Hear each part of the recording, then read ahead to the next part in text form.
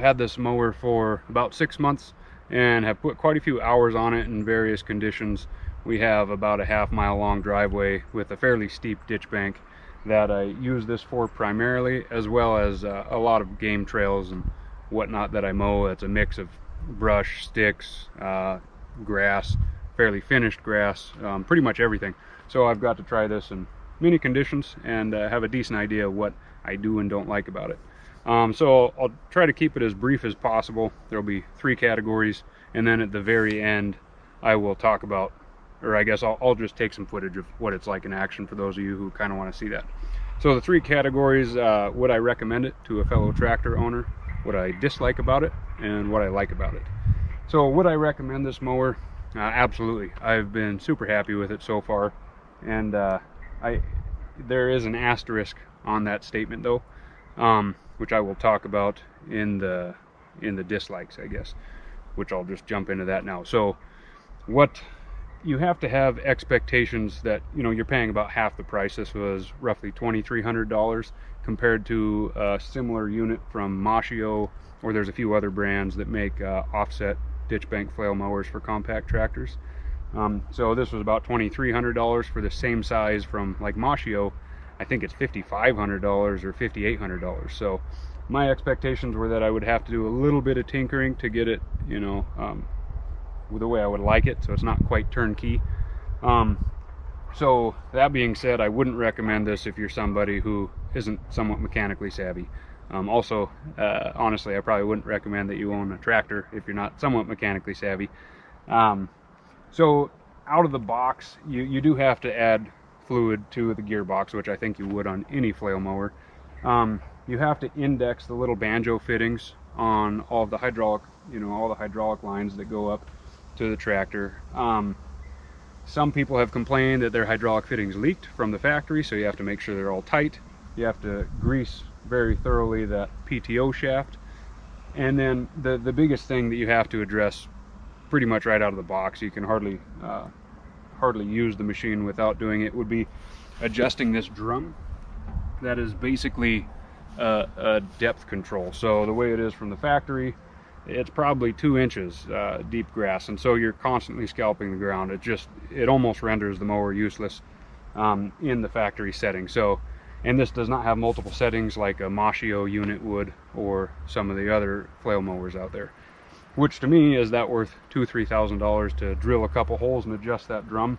Absolutely. I don't mind doing that at all.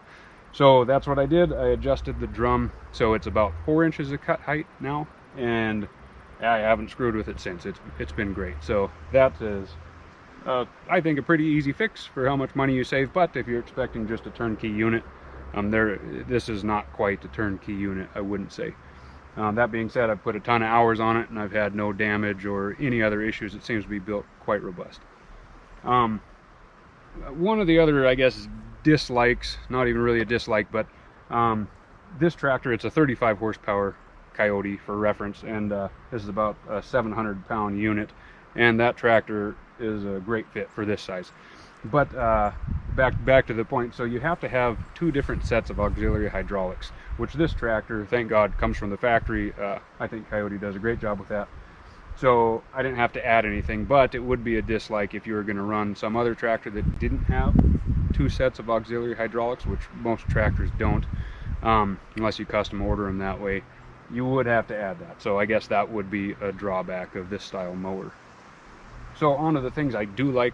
I love how this does everything. So it'll do everything a brush hog will do if you want to just put it in the setting behind you.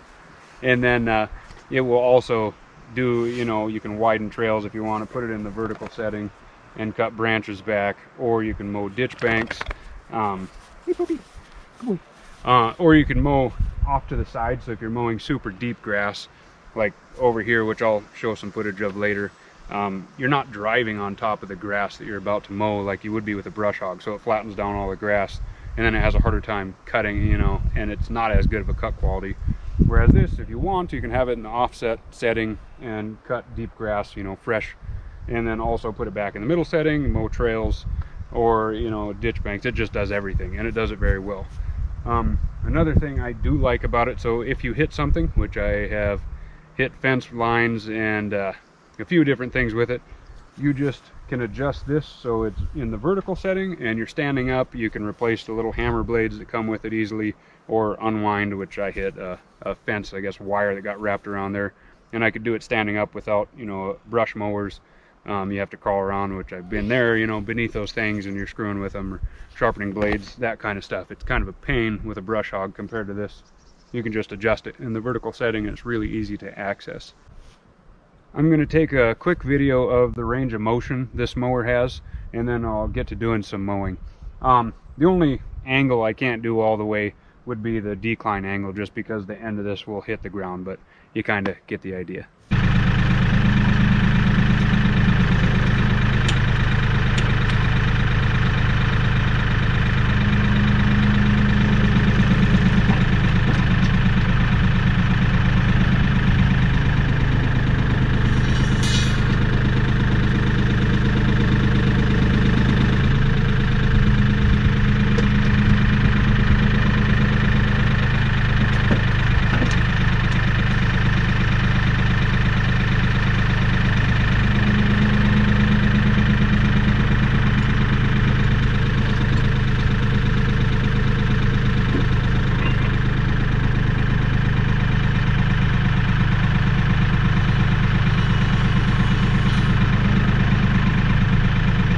So all of this grass is wet, and it hasn't been mowed once all year, and the thistles are, you know, chest deep, so pretty deep. Pretty good example of the cut quality on the flail mower in the offset position.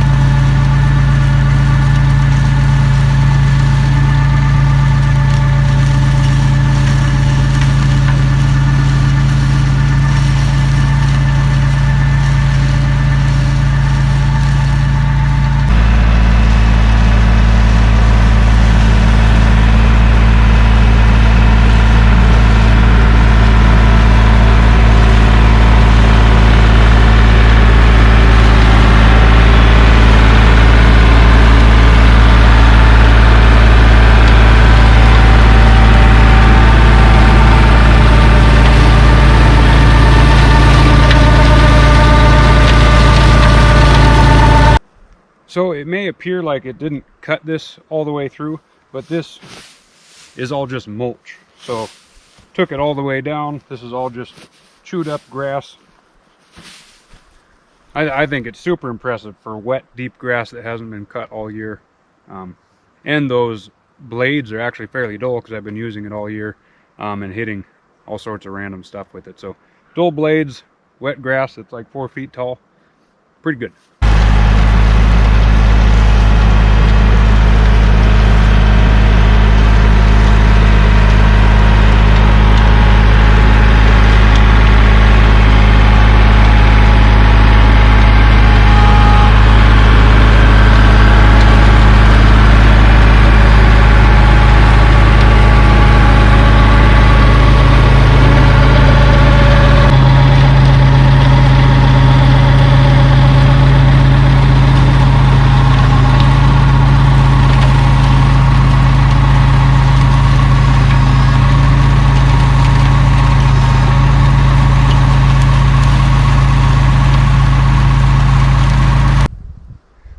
hopefully this was of some help with your mower research. As you can see, it does just about anything. I really like it, and yeah, I should have bought it years ago.